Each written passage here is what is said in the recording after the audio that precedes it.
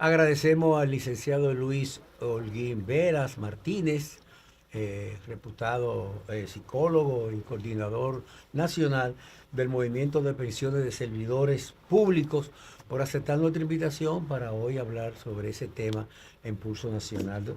Licenciado, el tema de las pensiones siempre ha sido un tema que ha llamado la atención y ha sido, parece, una lucha permanente, no tan solo en el sector público, sino también muchas reivindicaciones que se reclaman a través de la seguridad social en el sector privado.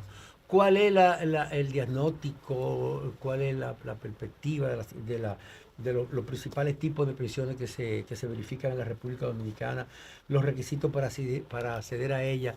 ¿Y cuál es el problema fundamental de este estudio que ustedes acaban de realizar sobre el impacto de las pensiones otorgadas por el Estado desde el año 1900, del año 2019 al 2024? Gracias por la invitación.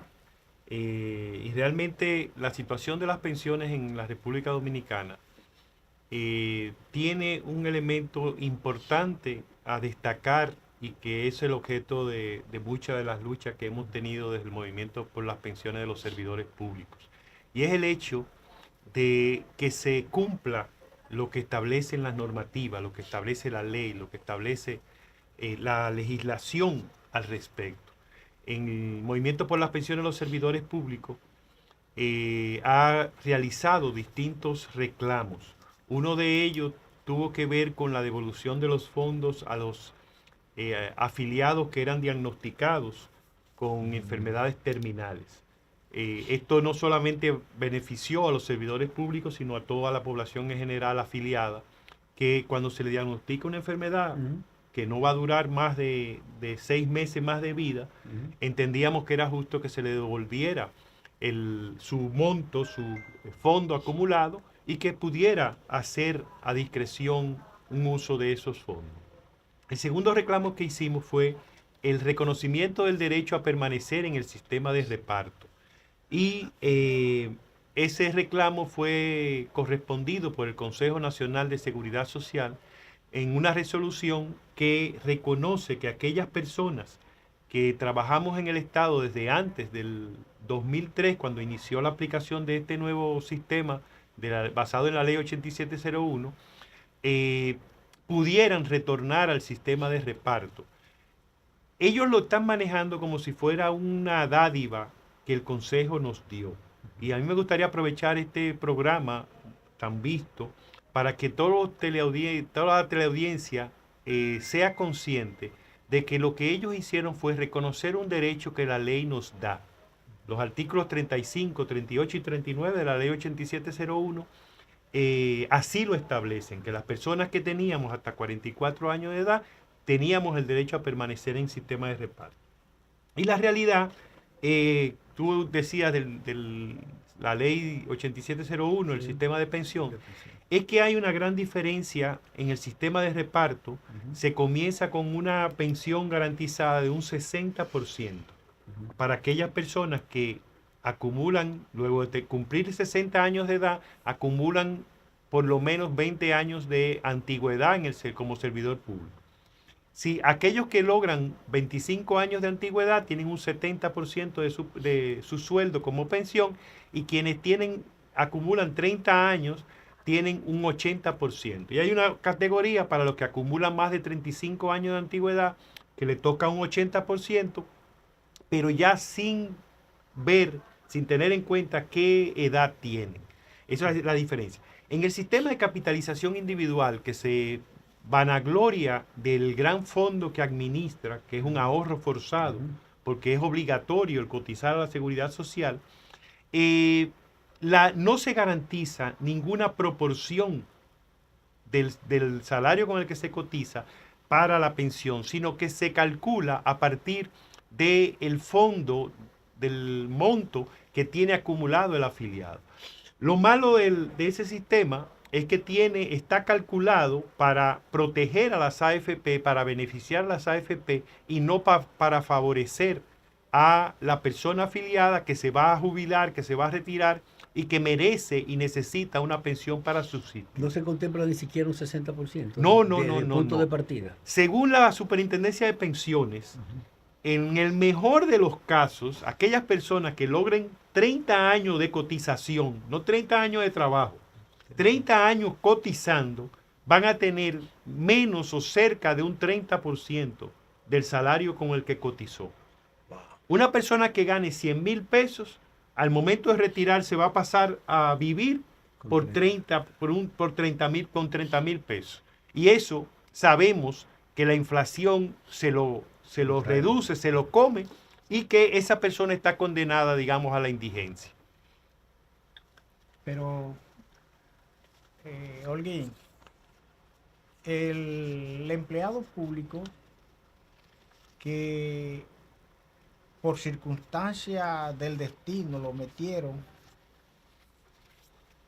en el sistema de reparto, que realmente tenía el tiempo que establece la ley. Tenía 40 años al momento de aplicarse la ley en la administración pública, ¿no? Cotizando, por un lado. Sin embargo, esa persona puede solicitar la entrega o el desvío de esos fondos a la administración pública para acceder a una pensión cuando se cumpla el tiempo establecido por la ley, cuando entienda que realmente le corresponde. Eso por ese lado. Ahora bien, al Estado Dominicano, ¿de cuántos estaríamos hablando en materia de recursos económicos solventar las pensiones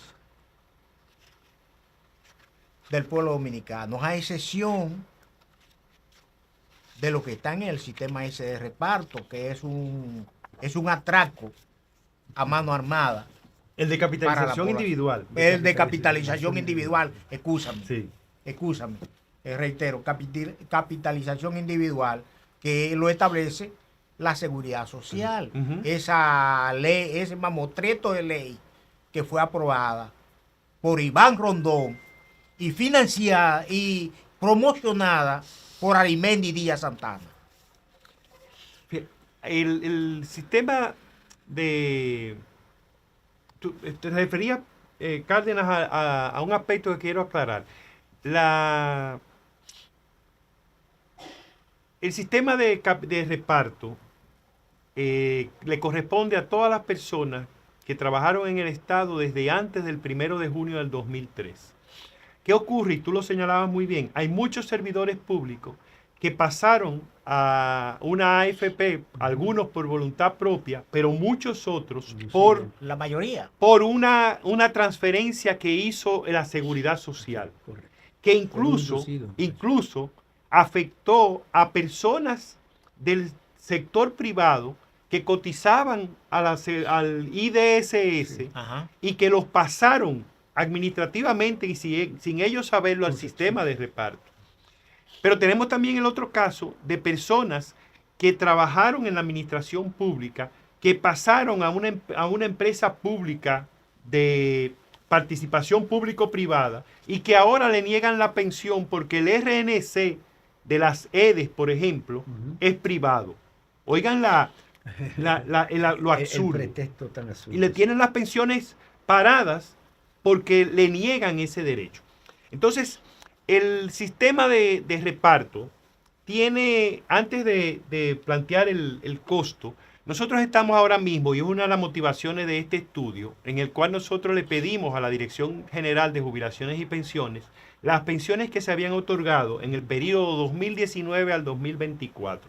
6 años de pensiones otorgadas. Se otorgaron un total de 22.190 pensiones.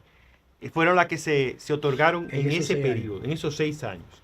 Esas pensiones, el nosotros... monto de esa pensión. El monto es 1.823 millones de pesos, 710.513,50. ¿Cuántos pensionados tiene el Estado? Tiene mucho más, porque esas son las pensiones que... En los últimos 6 de años. los últimos 6 años. No tengo el dato de las pensiones total. Pero son mucho más porque se van acumulando todos los anteriores que no han fallecido. ¿Qué pasa con estas pensiones? ¿Y qué es lo que motiva el estudio?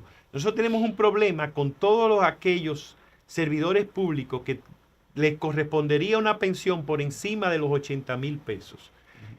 Pongamos una persona que le toca una pensión de 120,000 pesos, a la hora de recibir su pensión le dicen no, el límite es 80,000 pesos. Cuando veamos la ley establece que la pensión que se otorga por el sistema de reparto no puede ser superior a 8 salarios mínimos nacional. Pero ¿cómo lo calcula la Dirección de Jubilaciones y Pensiones? En base al sueldo mínimo del sector público. Pero la ley no habla de sueldo mínimo del sector público. Dice sueldo mínimo nacional vigente. En los legisladores, cuando se refieren al sueldo mínimo del sector público, lo dice claramente así. Cuando se refiere al salario mínimo nacional, lo refiere así. La misma ley 8701 habla y establece cómo se calcula el sueldo mínimo nacional como el promedio de los salarios mínimos del sector privado no sectorizado. Pero en otra parte, la misma ley 8701 dice que la pensión solidaria es un 60% de sueldo mínimo del sector público. Es decir, que la misma ley establece claramente los dos tipos. Sin embargo, la Dirección de Jubilaciones y Pensiones continúa calculando el salario mínimo nacional en base al sueldo mínimo del sector público, con lo cual afecta. Establece un límite de 80,000 pesos cuando el promedio de los salarios del sector privado no sectorizado se eleva a 19,352,50. Y el límite del salario sería 154,820. Hemos aclarado que nosotros no estamos pidiendo una modificación de la ley ni ninguna normativa. Lo que estamos pidiendo es que se haga como establece la ley. Entonces, el costo, nosotros hicimos este estudio y encontramos que en esas 122,190 pensiones otorgadas en este periodo, hay 345 que son iguales a 80,000 pesos. Y 45 que son mayores que 80,000 pesos en todas las pensiones otorgadas. Asumimos que esas que tienen monto de 80,000 le fueron disminuidos por el límite máximo como lo calcula la Dirección de Jubilaciones y Pensiones del Estado. Y para el estudio les distribuimos los montos de pensión que tenían las 45 que están por encima del límite de 80,000 a esas 345 pensiones de 80,000 pesos para calcular con un valor aleatorio cuál era el incremento.